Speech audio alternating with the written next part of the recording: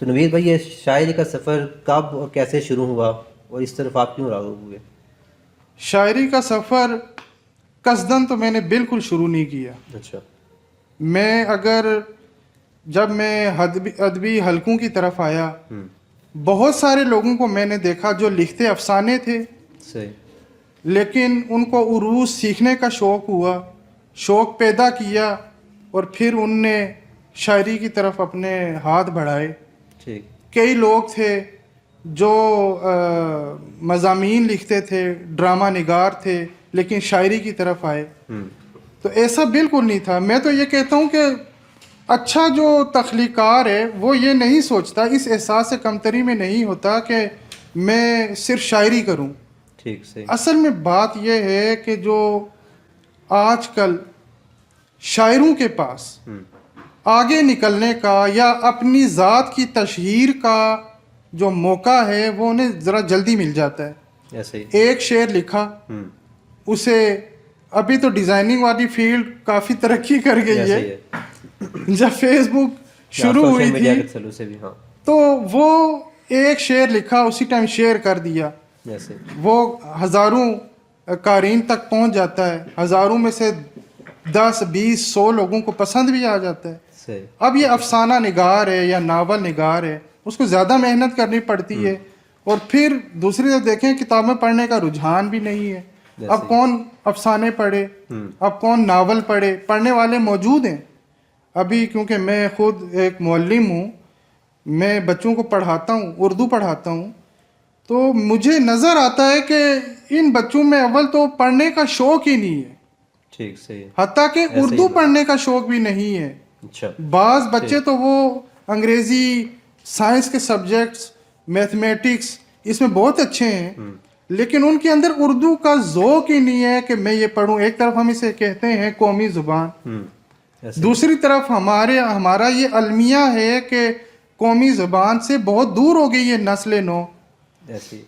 تو بہرحال بات ہماری چل رہی تھی شاعری پر. تو میں نے قصدن تو شاعری بالکل نہیں کی، بلکہ میں اگر کہوں میں میٹرک لیول تک مجھے کہانیاں پڑھنے کا بہت شوق تھا. میں کہانیاں پڑھتا بھی تھا اور لکھتا بھی تھا. میٹرک کے بعد جو ہے ایک دن بڑی عجیب سی کیفیت مجھ پر طاری ہوئی. یہی فروری اور مارچ کا مہینہ تھا. تو ایک بڑی خوبصورت خوشبودار ہوا چلتی ہے، اور شاعر کے لیے تو یہ بہت ہی اچھا میں آپ کو بتا نہیں سکتا وہ کیفیت.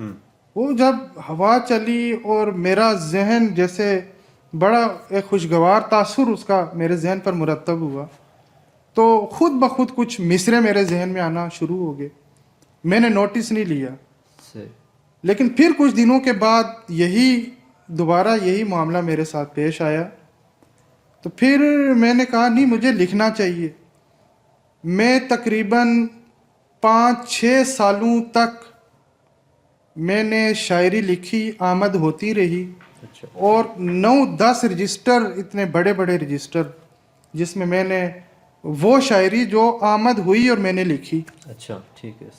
لیکن اس دورانیے میں نہ کوئی گائیڈ لائن دینے والا ہے، نہ کوئی سننے والا ہے، نہ کوئی حوصلہ افزائی کرنے والا ہے. اور ہمیں تو یہ بھی نہیں پتا تھا مجھے کہ بھائی شاعری بھی باقاعدہ ایک فن ہے. یہ جو ہمیں یہ لائنیں نظر آتی ہیں، بلکہ آج بھی دیکھیں کئی شعراء تو ان کے لیے کہا جاتا ہے کہ پہلا مصرع ایک مرلے کے اندر ہوتا ہے اور دوسرا 2 کنال پر ہوتا ہے. تو میری جو کاشتکاری ہے وہ بھی اسی طرح رہی اپنے خیالات کی کہ ایک مصرع ایک مرلے کا ہے تو دوسرا مصرع 2 کنال پر مشتمل ہے. تو بہرحال میں جب 2000 غالباً 5 کی بات ہے، میں نے حلقہ ارباب ذوق اسلام آباد انٹرنیٹ پر دیکھا. ہمارے عہد ساز ڈرامہ نگار اور افسانہ نگار ہیں منشا یاد صاحب، ان کا نمبر بھی تھا اس پر. تو میں نے انہیں فون کیا، منشا یاد صاحب کو، اللہ تعالیٰ ان کو جنت الفردوس میں اعلیٰ مقام عطا فرمائے. انہوں نے بڑی حوصلہ افزائی کی، انہوں نے کہا بیٹے آئیں یہاں پہ شاعر بھی ہوتے ہیں, ادیب بھی ہوتے ہیں. تو پھر میں جب حلقہ ارباب ذوق میں گیا, وہاں پہ میں نے شاعروں کو دیکھا, افسانہ نگاروں کو دیکھا, ان کی گفتگو سنی, تو پھر احساس ہوا یار یہ تو سیکھنے والی چیز ہے. اور جو میں نے اتنا طویل وقت لکھنے پہ لگایا, تو بہرحال مجھے یہ افسوس نہیں ہے, ہر کام میں بہتری ہوتی ہے, یہ اللہ تعالیٰ کو پتہ ہوتا ہے کہ کون سا وقت کون سی چیز کس وقت کے لیے بہتر ہے. تو جتنا جو بہتر تھا رب کریم نے کیا, مجھے اس پہ افسوس نہیں. لیکن میں پھر یوں آہستہ آہستہ ادبی حلقوں کی